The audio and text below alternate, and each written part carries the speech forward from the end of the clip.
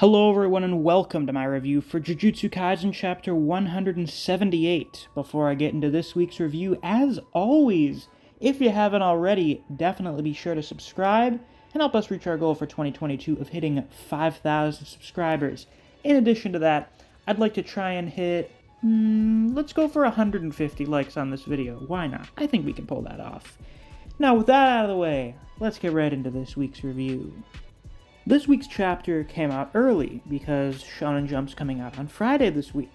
Unfortunately, it was the worst possible Thursday for it to come out because I had to get up at like 6 in the morning and then leave within like 20 minutes to go on a bit of a day trip. And, you know, when a bunch of people are running around the house doing stuff, you don't really have a good opportunity to record a video. So I had to wait all day to read the chapter, and it was very worth it. Very worth it. This is making me very excited. I haven't been this excited in a little bit. I was going to say a long time, but not really a long time. I think the last time I was this excited was probably when we had, what was it, chapter 165? The chapter where Yuji pleads guilty. That made me very excited. That was the most excited I've gotten since Shibuya, and now I'm feeling it again. And the gap between these two events is not that big. It has not been too terribly long. It's been, what, like 4 months? About, yeah? Nah, I think it's been a little bit less. I don't know. That came towards the end of the year. So, it hasn't been that long. And that's really good, because that means that we are getting really high peaks fairly consistently, fairly close together. The Culling game is not as much of a condensed arc as Shibuya is, it's much more spread out, so it makes sense that we're not getting like a bunch of crazy shit in quick succession, but we're still getting it at a pretty decent rate. And, I think this tops like almost anything in Shibuya, honestly. There are like a couple things in terms of sheer hype that are above this, I'm thinking. At least Yuji defeating Mahito. After that, maybe either Todo's return or Toji entering Dagon's domain. I feel like the Todo one might be above this. I think the Toji entrance actually gets beaten out by this chapter. Like, that's how serious it is. It's really, really serious. This chapter does a really good setup for the next chapter, but we're here to talk about chapter 178, not predictions for 179 yet. First really important piece of information in this chapter, we finally get the explanation for Rika. And it's not something I really expected, or I think anything I've heard from anyone. The Rika that we see now in the present is pretty much the power that Rika had during Volume 0 that she left behind for Yuta after being freed. So Rika's soul was freed and, you know, ascended or whatever, but she left behind the power she had as a vengeful spirit attached to Yuta's ring so that he could use it and so that it could be of use to him. And I think that's actually pretty good. It doesn't undermine any of the stuff from the end of Volume 0. It doesn't, you know, mess up Yuta's character arc or anything. It's good. It works really fine. It works really good. And it means that Rika is still pretty much just as strong as she was in Volume 0, which is nuts. So Rika is described as being the external storage for basically Yuta's extra supply of cursed energy and all of the techniques that he's copied. So she's basically his own little hidden inventory. It's great. It's so good. Actually, she's much bigger than the hidden inventory curse. So big hidden inventory? She's not really hidden.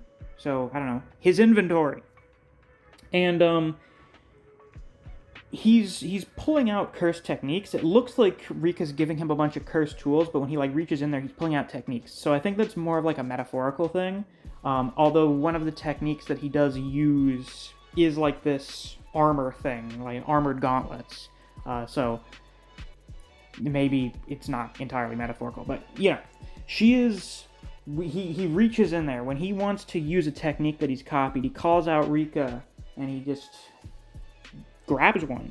It's a pretty cool way of displaying that. I really like it. I think it's really cool. Now, there is one quote-unquote restriction to Yuta's ability to use Rika and to use his copied techniques. And that is that the state in which he is in this chapter, where he has Rika summoned and is using his copied techniques, only lasts for 5 minutes.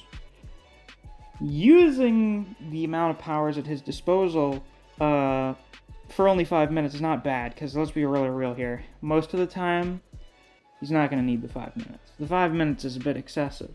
He gets to show off. He uses this new armor technique. He uses cursed speech once again. He uses Druv's technique, so we kind of see in action. It's basically his own spin on Druv's technique, where it seems like he sends the Shikigami out, and the path that they move in is a domain like simple domain. And that pretty much, as far as I can tell, whatever is in that path takes damage, effectively, maybe. Which means it's basically like a traveling simple domain rather than a fully fledged domain expansion. But you basically have a path with a guaranteed hit attack. It's really useful. It's very powerful. But instead of having like the giant mole rats like Druv had, which would have been way more destructive, like you're just leveling an entire pathways through a city. Instead, he summons like these little tiny Rikas to do it. It is pretty neat. It also seems like the hair may have been the medium, so another hair technique, I guess. But once again, he can only do this when Rika is out and about, and it only lasts for 5 minutes. So he's not able to do it all the time, and he's not able to do it forever. So these are restrictions that didn't seem to really exist for Yuta in the past, back in Volume 0. So we have to wonder, is this actually a nerf for Yuta? Is Yuta actually not as strong as he used to be? Yes, but actually no. It's a bit complicated, because the explanation for Rika is not the only important information we get in this week's chapter. Some other important information is my wonderful patrons. Shout out to Archbear CJ2K, Neo, Dijon Redden, Honey Mustard, K-God, Chris Redfield, Rat, Ryzen 4K, Artist, Mac Campaign, Wave of Manga, Chuck's Feed and Seed, Jakester Easy, Play Free Labs, Kenichi Kaneda, Strawbones, Neverest, and Daniel Powell. Thank you all very much for supporting me on Patreon. I greatly appreciate it. And if you too want to get shoutouts at some point during videos, or access to reviews for One Piece and The Boxer, you can always become a patron as well. There's a link to my Patreon down in the description. Now that that's out of the way, time to talk about the actual biggest reveals in this week's chapter, which is a shocking thing to say, considering we got the reveal for how Rika works now. A big thing that's come up in a lot of discussions when people talk about the power scaling and the top 10 in the verse, the top 3, people who contend with Gojo and Sukuna, mostly wondering who else can beat Sukuna other than Gojo. A lot of people have wondered, hey, Yuta is supposed to be like the big huge prodigy of the generation, he's the second strongest sorcerer alive. Does he have a domain expansion? He kind of seems like someone who should. I mean, shit, if Megumi's able to develop a domain expansion, not dissing Megumi or anything, but if Megumi's able to develop one, then no shit Yuta should be able to develop one if he doesn't have one already. Though it would be kind of crazy if Yuta was as strong and as talented as he was, and didn't develop domain expansion over a 1-year time skip in which we didn't see what was going on with him. He was presumably training on how to use his technique and stuff. And, if this man is going to surpass Gojo, he would probably be working on developing his domain expansion, wouldn't he? So, while Yuta is technically nerfed by the limitations with his technique copying in Rika, I feel like it's probably canceled out by the fact that in this chapter we find out he has a fucking domain expansion, people. Yuta Okotsu Domain expansion confirmed. Right here in the text, double page spread, along with Uro and Ryu getting domain expansions. This is an insane way to end a chapter. I'm not mad that, Gege got a break last week. I know it was because he was sick, so it wasn't technically a break. It was more so him taking like a week off to not die. But I'd say this is pretty worth the wait. I'd say it was pretty worth the wait. Okay. So, you could go into like any number of theories onto what Yuta's domain expansion could be. Honestly, his technique is so vague and varied that it could be really anything, honestly. I've seen some people predict it could be like a wedding or something, which would be neat, but I'm not entirely sure how pulling out like all the different techniques would work with that. I am wondering what Uro and Ryu's domains are going to be. I imagine Uro's will have something to do with the sky, some kind of sky palace or something, or space, I don't know. And for Ryu, I don't know, maybe something in the 80s, maybe I don't know, like a disco place or something. So, here's the deal with how this is going to work, obviously. Domain expansions only have a guaranteed hit so long as they are not being interrupted by something. You do not have to be as powerful as someone to interrupt the domain's guaranteed hit. We saw that with Megumi canceling the guaranteed hit of Dagon's domain. And obviously Dagon was much stronger than Megumi was at the time. I'd say he's still much stronger than he is now. But Megumi's incomplete domain was still enough to interrupt the guaranteed hit. And we saw somewhat the same with Hollow Wicker Basket, though Megumi's domain being incomplete meant that he didn't really have the guaranteed hit anyway. So, I assume that in like a straight-up domain battle, Yuta against one of these two, it would be like a Gojo and Jogo situation again. However, since it's both of them doing their domains, I think it's actually enough to not get completely overwhelmed by Yuta and just make it so that he doesn't have his guaranteed hit attack. So it's still kind of a fight, but not really, because we saw with Megumi versus Reggie that, oh no, my domain no longer has the guaranteed hit. Who gives a shit? You still have all the buffs from having your domain expansion. So, I'm buffed far beyond what I was already, and that's it. It's basically just like a super huge buff. That's still a massive advantage, and considering it's Yuta with Rika, what do you think is going to happen? It'll be more of the same. They're gonna murder these guys. Uro, Ryu, you guys have been very cool. I've liked you a lot. I'm very excited in seeing what your domains are going to be, because I love seeing new domains. I fucking love domain expansions. I'm very curious to see how their techniques are going to be manifested into little reality bubbles. But they're fucked.